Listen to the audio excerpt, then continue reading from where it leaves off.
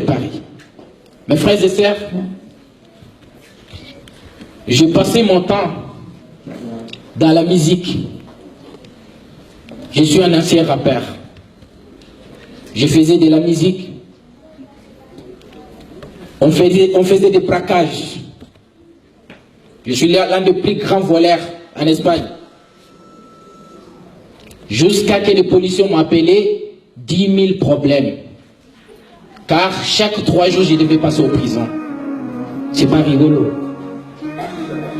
J'avais des tatouages partout dans mon corps. Chaque vendredi soir, je suis invité dans une boîte de nuit pour faire les concerts. J'ai passé mon temps dans ça. Wallah, j'aimais pas les musulmans. Lorsque je vois les gens sortir à la mosquée, je les détestais. Moi, ma mère, c'est une catholique. La moitié de ma famille, tous sont des catholiques et des chrétiens. Ma mère, elle est convertie aujourd'hui. Elle s'appelle Brigitte. J'ai grandi avec eux, mes oncles, tous. Je partais à l'église. Je venais. J'ai passé mon temps comme ça. Wallah, en arrivant en Espagne, c'est devenu encore plus. On continue dans les trafics de drogue, dans des conneries, dans des trucs que je ne peux pas vous rencontrer.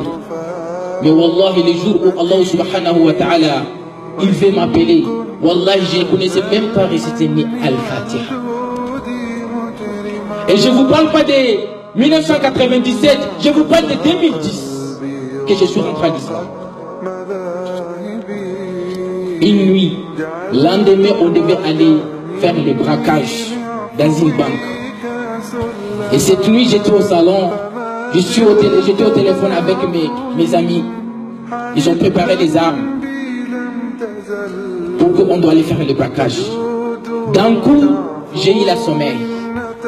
J'ai dit à mes amis, donc on s'appelle demain matin, on va voir comment on doit faire. Wallah, j'ai couché au salon. Lorsque je me suis couché, même pas 3 minutes, je vois dans mon salon, il est rempli de fumée. Les fumées rentraient beaucoup. Et je voulais debout pour aller courir, je vois que je ne peux plus courir. Je ne peux plus bouger. J'ai envie de crier pour secours, j'arrive plus à crier. Et je voyais que le fumée, pour moi, c'était le feu qui rentre à la maison. J'arrive pas à comprendre. Et d'un coup, je vois un homme rentrant dans la porte et tout était habillé noir. Tout noir. Et je voyais ni corps, ni yeux, ni rien. Il avait un bâton noir aussi. Il est venu jusqu'à qu'il ait dégoûté en moi. Je lui ai dit, qui es toi? Il a dit, c'est moi, Malakul Maut. C'est moi l'ange de la mort.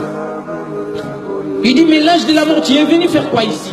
Il a dit, Allah m'a envoyé de venir prendre ton âme. Allahu Akbar. Wallahi, lorsqu'il a dit que Allah m'a envoyé pour venir prendre ton âme, je vous jure, depuis ma naissance jusqu'à ma mort, je n'ai jamais regretté comme ce jour-là. Aujourd'hui, même si j'ai perdu toute ma famille entière, je ne peux pas regretter comme si j'ai regretté ce jour-là. J'ai dit, s'il te plaît, demande à Allah, il me donne juste 2 heures du temps, j'adore Allah et je répète, et puis tu prends mon âme. Il a dit, combien des heures que tu as perdu sur la terre que tu n'adorais pas Allah? Combien des heures? J'ai dit, s'il te plaît, dis à Allah, il me donne juste 2 minutes. J'ai fait la shahada et tu prends mon âme. Il a dit, désolé. Combien de minutes que tu as perdu? Combien de minutes?